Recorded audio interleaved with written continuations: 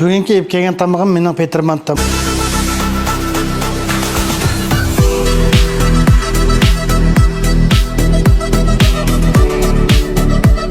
Dostlar yaxshimisizlar? Ishnur oshpazlar keldi. Programga qarshi olamiz. Men Faxrin ustam. Bugun oshpaz keldi. Bugun G'o'ldi shahar Xushpurak chag'a taom qurg'uvchisi bizning O'shanjon ustam keldi. Amisa O'shanjon ustam sakiniga marhamat. Dostlar, mana O'shanjon ustam taklif qilib oldik. Amisa naq maydonda ustamning maharatini tan ko'raylik. Qani ustam.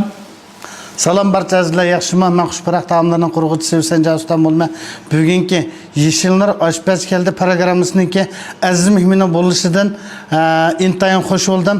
Bugungi ip kelgan tamagim mening Petermantam. Petermanta bizning alohida yerlik tamoq bo'lib, bu mushning etish uslubini bir qirsizlarga tushuntirib beray. Bu shu bizning Petermantaninki asosiyati xamiri 10 gramdan 12 gramda ishib ketmesi bo'ladi. Bucha. Bunun qiymasi masalan alayda mo'zay go'shti. Buningga paxlan go'shtining maylig'iroq yerdan aralashtirib, quyruq may qatsak buning eng ta'mi o'lchamlik yaxshi chiqadi. Uningki endi ma piyozni buning nurg'un ustamlar hozir shu piyozni qanchada faqat chaydudi chanaydi yoki mashin bilan chanaydi, bu xato. Bu amal bo'lsa qo'lda piyozni shilib buni esa bu uşaq chanasa yaxshi chiqadi. Piyozning ochiq chiqib olmaydi.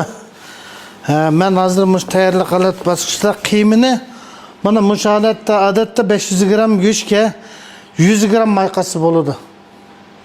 100 gram may qatsa eng o'lchamlik chiqadi. Bizning Xushpurak taomlarniki Petermanta tugish olti o'tdik, ha? Va biz Petermantani tukkan chaqda o'lcham bo'lish kerak. Hozirgi oshpazlarniki ziyon tortish masalasi mush o'lchamdan chiqadi.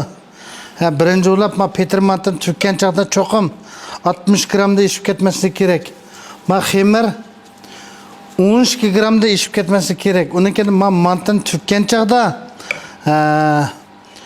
bu uchidan mijish kerak buni. Nurg'un ustamlar hamda tugib qo'yib qo'ydi. To'g'oning tojistek.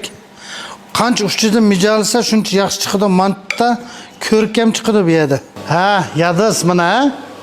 Men mantini pishirish bosqichiga o'tdik. Qozon qaynagandan keyin mana bu holat ip mangsak bo'ladi. Pek araliqni yaqin qo'yib yetmaymiz, ha.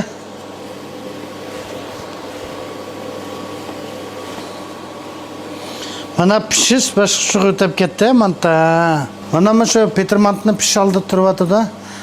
Nurg'un hozirgi yosh ota-onalar mendan ko'proq so'raydi, Petermantni nechilik vaqt pishirsak bo'ldi deb.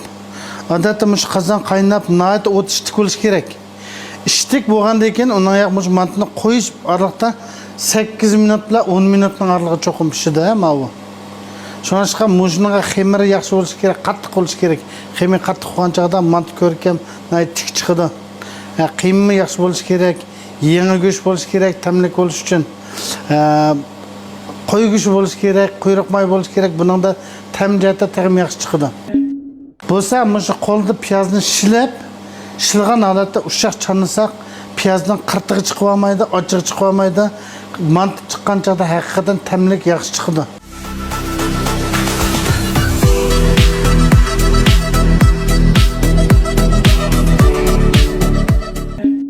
Yados, Mana. Mantlar pishib ketdi, Xushpurakniki. Ma biz Petermanta Faxrin ustam. Mana bir tal egizlik tasdiq. Uy, rahmat ey. Bermaymiz, ha? Bir man, ikki man degan. Oho, men qaranglar. Voh. Ma sho'rpisi qaranglar, do'stlar mana. Petermanta bularmishda bular nima degan puroq meningdiki.